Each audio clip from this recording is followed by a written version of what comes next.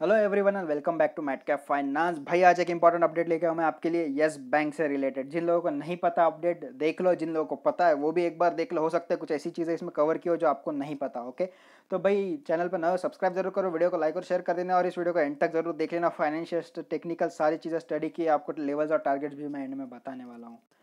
तो भाई बात करते हैं न्यूज़ के बारे में। तो भाई न्यूज़ ये थी कि यस बैंक ने आरबीआई बैंक से, जो आरबीआई पता है आपको बैंकर्स बैंक है, वहाँ से लिए थे 50,000 करोड़ रुपीज़। अब ये क्यों लिए थे एक बार जान लेते हैं। भाई यस बैंक को फंड्स की नीड थी। उसका जो बैंक है, डे टू डे बिजनेस है उसका, जो उसको रन करने के लिए पैसे चाहिए थे। डिपॉजिटर्स डिपॉजिट होता है, लोन होता है, जो कुछ भी होता है उनका सेविंग डिपॉजिट लोगों को रिपे करना होता है। सारी चीज़ों के लिए उसने आरबीआई से पैसे लिए थे। उसको लिया था सेल्फ लिक्विडिटी फैसिलिटी के under. Okay, self liquidity facility SLF के अंडर में लिया था। जिन लोगों को पता है ये चीज़ बहुत अच्छी बात है, नहीं पता एक बार जान लो। यस बैंक ने 65,000 करोड़ रुपीज़ जो है उसका फंड रेजिंग किया था। वो कैसे किया था? 50,000 करोड़ उसने आरबीआई से लिए थे और 15,000 करोड़ का उसने एफपीओ लॉन्च किया था। ओके, 15,000 करोड़ का एफपीओ लॉन्च किया था। 50,000 करोड़ का आरबीआई से पैसा लिया था। टोटल 65,000 करोड़ रुपीज़ उसने जमा किए थे day to day business run करने के लिए।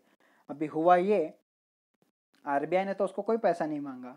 बात यह है कि यस बैंक जो है वो इतना ज़्यादा कैपेबल हो गया, इतनी ज़्यादा उसमें क्या कह सकते हैं कि लिक्विडिटी के लिए पैसे आ गए कि उसने आरबीआई से जो लोन लिया था, लोन नहीं बट एक कह सकते हैं चलाने के लिए पैसा लिया था विदाउट एनी इंटरेस्ट रेट्स, वो उसने रिटर्न कर दिया ड्यू डेट से पहले। ड्यू डेट से पहले, अब जिन लोगों को नहीं पता, इसका एक ड्यू डेट होता है, यानी कि समझ लीजिए 6 महीने बाद, 5 महीने बाद, 10 महीने बाद, 1 साल बाद। उससे पहले ही उसने पैसे रिटर्न कर दिया। ये बहुत ज़्यादा अच्छी और गुड न्यूज़ है कि यस बैंक इतना ज़्यादा जो है स्पीडली रिकवर कर रहा है। उसके जितने भी ज़्यादा एनपीएस थे, लॉसेस थे, उन सब से कवर करके इतना ज़्यादा ऊपर आ रहा है कि उसने डे टू डे रन करने के लिए, बिजनेस के लिए भी पैसे जमा कर लिए, प्लस आरबीआई का जो पैसा था वो भी रिटर्न जो है वो कर दिया है। ये बहुत बड़ी अनाउंसमेंट थी आज चेयरमैन सुनील मेहता की तरफ से। ओके, सेकेंडली एक बार हम अनाउंसमेंट पर नजर डाल ले तो भाई यहाँ पे अनाउंसमेंट ये थी कि I am pleased to report that the bank has fully repaid SLF, यानी कि special liquidity facility of ₹15,000 to the RBI on September 8, 2020, well before the due date. Okay, ये इनका स्टेटमेंट था आज का, यानी कि उन्हें ड्यू डेट से पहले 50,000 करोड़ जो है 8 सितंबर को रीपे कर दिया आरबीआई को। ये पॉजिटिव न्यूज़ थी। तो भाई सेकेंडली हम बात कर लेते हैं। तो यहाँ पे हुआ ये कि जैसे मैंने कहा था 50,000 करोड़ का यहाँ पे एफपीओ थ्रू उसने जो है पैसे रेस किया था। अभी एक चीज़ यहाँ पे समझ लो, आरबीआई के, सॉरी, यस बैंक के पास कितना पैसा था? 65,000 करोड़ रुपीज़, जिसमें से 50,000 करोड़ रुपीज़ उसने जिसका देना था उसको दे दिया। ओके, अब ये बचे कितने? 15,000 करोड़ रुपए। ओके, 15,000 करोड़ रुपीज़ का इसको क्या करना है भाई? ये इसको यूज़ कर सकता है बिना बिना किसी इंटरेस्ट के, उसको किसी को इसका इंटरेस्ट नहीं देना है। ओके, तो 15,000 करोड़ रुपए इसके लिए एक अच्छी खबर है कि इसके पास जो लोन था, समझ लीजिए कि 50,000 का उसने वो लोन दे दिया आरबीआई को ड्यू डेट से पहले। अब बचा है 15,000 करोड़, ये इसको किसी को रिटर्न नहीं करना है। ओके, तो भाई जिन लोगों को नहीं पता एफपीओ क्या होता है, एफपीओ होता है फर्दर पब्लिक ऑफरिंग, यानी आईपीओ के बाद जब कोई अपने शेयर्स को मार्केट में बेचता है दूसरी बार, पहली बार नहीं है, दूसरी बार, तो उसको एफपीओ कहा जाता है, फॉलो ऑन या फिर फर्दर पब्लिक ऑफरिंग। ओके, पहली बार करता है तो आईपीओ। अगर आईपीओ के बारे में आपको नहीं पता भाई, आई बटन पे आपको लिंक मिल जाएगा, एक बार वहां से देख जरूर लेना आईपीओ क्या होता है। तो भाई बात करते हैं यहाँ पे आने वाली सिचुएशन के बारे में। तो भाई डिस्पाइट यहाँ पे कोविड-19 सिचुएशन था, जैसे कि सबको पता है कोरोना वायरस के चलते, कोविड-19 के चलते यहाँ पे सारे जो बैंक, सारी कंपनीज जो है लॉस में जा रहे थे। ओके, बहुत अच्छा खासा लॉस जो है कंपनीज ने फेस किया है। सारी कंपनीज जो है डाउनवर्ड जा रही थी, बट यस बैंक ने उसमें भी भाई उसका जो कुछ ग्रोथ है उसको मेंटेन करते हुए सॉल्वेंसी रेशो को स्ट्रेंथ दिया, यानी कि स्ट्रॉन्ग किया उसके सॉल्वेंसी रेशो का। अब जिन लोगों को सॉल्वेंसी रेशो नहीं पता, भाई सॉल्वेंसी रेशो ये होता है कि कंपनी उसके डेट पे करने के लिए कितनी ज़्यादा लायबल है। ओके, यानी कि समझ लीजिए कि उसके उसके ऊपर जितना भी लोन, समझ लीजिए 10 लाख करोड़ का उस पर लोन है, तो कंपनी कितनी ज़्यादा लायबल है 10 लाख करोड़ का लोन रीपे करने के लिए। ओके, तो इसके पास समझ लीजिए 8 करोड़, 8 लाख करोड़ होंगे, 9 लाख करोड़ होंगे, 10 लाख करोड़ होंगे, 11 लाख करोड़ भी हो सकते हैं। ओके, जैसे रिलायंस वाला केस था, नेट डेट फ्री हो गई थी, यानी वो पे कर सकती थी उसका सारा। वैसे ही ये स्ट्रेंथन कर रहे हैं, यानी कि उसको स्ट्रॉन्ग कर रहे हैं, पैसा जमा कर रहे हैं, उनका सॉल्वेंसी रेशो बढ़ा रहे हैं। ओके, अपनी जो उनकी जो डेट है उनको रीपे करने के लिए।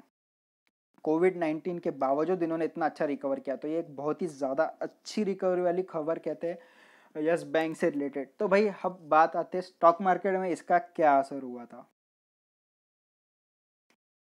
जो असर दिखा इस न्यूज़ का वो ये था कि यस बैंक ऑलमोस्ट 4% अप था। ओके, 4%, सॉरी 4% जो है यस बैंक अप था। बहुत ही बड़ा यहाँ पे मूवमेंट दिखा यस बैंक में। ऑलमोस्ट गैप अप ओपनिंग हुई थी 3% की यहाँ पे, और फर्दर वो उसको एक सर्किट लग गया था ऊपर जाने के बाद। अब वो सर्किट कैसे लगा हम उसको टेक्निकल्स में स्टडी कर लेंगे, बट पहले इतना जान लो कि यस बैंक जो है पिछले 2 साल से बहुत ज़्यादा लॉस फेस कर रहा है। उसने लास्ट 52 वीक्स का हाई था वो था ऑलमोस्ट 178 रुपीज़ का, और जिनका लो था भाई वो था 5.65 रुपये का। जिन लोगों को नहीं पता, यस बैंक पहले 400 के लेवल में ट्रेड करता था, 400 के लेवल्स में। ओके, एक्सिस बैंक जैसे अभी चल रहा है ना, उस तरीके से यस बैंक यहाँ पे ट्रेड करता था। जिन लोगों ने 400 के शेयर का भाव था उस पर शेयर्स खरीदे, उन लोगों का क्या। जिन लोगों ने 15 रुपये पे, 20 रुपये पे, 50 रुपये पे, 100 रुपये पे खरीदे, उन लोगों के इनके लिए ये गुड न्यूज़ है कि शेयर ऊपर आ रहा है, जिनका लॉस है वो कम हो रहा है। बात कर ले एक बार तो भाई ये समझ लो, जिसने 400 पे लिया था उसका शेयर का वैल्यू सीधा 5 रुपये हो गया, 10 रुपये हो गया, अभी 15 रुपये के आसपास चल रहा है। और जिन लोगों ने 5 में लिया था उनका भी 15। जिसने 400 पे लिया उसके लिए 100% के आसपास लॉस है, और जिसने 5 रुपये पे लिया उसके लिए ऑलमोस्ट 200% का गेन है। तो भाई ये होता है स्टॉक्स का पावर। ओके भाई, बात कर लेते हैं शेयर होल्डिंग पैटर्न की। यहाँ पे तो यहाँ पे नॉन इंस्टीट्यूशनल बायर्स है, major holding major shareholders यहाँ पे नॉन इंस्टीट्यूशनल है। बात करते हैं प्लेजिंग की तो नॉन है यहाँ पे। म्यूचुअल फंड का ऑलमोस्ट 24 स्कीम 1.70 यहाँ पे परसेंट का म्यूचुअल फंड्स का यहाँ पे शेयर होल्डिंग है। 24 स्कीम चलती है यस बैंक के अंडर में म्यूचुअल फंड्स की। ओके, वहाँ पे 1.70% का होल्डिंग है म्यूचुअल फंड्स होल्डर का। बात करते हैं एफआईआई की तो भाई फॉरेन इंस्टीट्यूशनल जो इन्वेस्टर्स है उनकी 214 की यहाँ पे होल्डिंग, यानी 214 जो एफआईआई है इन्होंने इसमें 13.72% का यहाँ पे स्टेक बाय किया है। और ऐसे में उसकी जो एफ की जो बाइंग थी वो यस बैंक में बहुत ज़्यादा बढ़ चुकी है डेटा के हिसाब से। बात करते हैं 214 एफ भाई ये बहुत बड़ा नंबर होता है। ओके, छोटा नंबर नहीं है। इसके अलावा कह सकते हैं कि यस बैंक के अंदर में 30% जो यहाँ पे होल्डिंग है वो स्टेट बैंक ऑफ इंडिया यानी कि एसबीआई, भाई इंडिया की लार्जेस्ट पब्लिक से पीएसयू बैंक है। Okay, state bank of India उसका 30% यहाँ पे हिस्सा है यस बैंक के अंदर में। और भाई आई के यहाँ पे 16.61% है। तो भाई यहाँ पे एक बात आपको बता देना चाहूँगा कि न्यूज़ आ रही थी एसबीआई के और यस बैंक के मर्जर के बारे में। ओके, यहाँ पे एसबीआई प्लस यस बैंक के यहाँ पे मर्जर के बारे में न्यूज़ आ रही थी। बट ये न्यूज़ मिस्टर मेहता ने आज बताया कि अभी तो इनके ऐसे कोई प्लान्स नहीं है कि एसबीआई के साथ ये मर्ज करे। आगे हो सके तो वो मर्ज कर सकते हैं, इसके बारे में हमें नहीं पता, we never know about that. But भाई अभी तक तो ये न्यूज़ है कि इसमें मर्जर नहीं होने वाला, जिस तरीके से न्यूज़ आ रही थी। बात कर लेते हैं यस बैंक के रिटर्न्स की तो भाई यहाँ पर रिटर्न्स जो है पिछले एक वीक में ऑलमोस्ट 2.1% के, सेक्टर के 2.3% माइनस में है, और निफ्टी 1% का गेन किया है पिछले एक वीक में। मंथली गेंस की बात करें तो भाई यस बैंक ऑलमोस्ट 6% के आसपास जो है माइनस में है। वही सेक्टर देखेंगे तो सेक्टर 2% अप था और निफ्टी 1.2% अप था। बात करते हैं भाई 1 ईयर के रिटर्न्स की तो भाई ऑलमोस्ट यहाँ पे 80% के रिटर्न्स है जो माइनस में है। Okay, sector -10% almost return minus returns है। निफ्टी देखोगे तो पॉजिटिव रिटर्न्स यहाँ पे 3% के। 3 ईयर्स की बात करें, जैसे मैंने कहा था जिस लोगों ने 400 रुपये पे खरीद के रखा है उनके लिए ऑलमोस्ट 100% का लॉस था। तो समझ लीजिए 96% था, ये क्लोज टू 100%। सेक्टर की बात करें तो सेक्टर ने पिछले 3 साल में 10% के रिटर्न्स दिया और निफ्टी ने 15% के रिटर्न्स दिए। तो यस बैंक ने पिछले 3 साल में -96% के रिटर्न्स दिए, जो कि एक बहुत ही ख़राब रिटर्न्स की बात हो रही है। यहाँ पे ऑलमोस्ट ज़ीरो हो सकता था यहाँ पे पैसा लोगों का।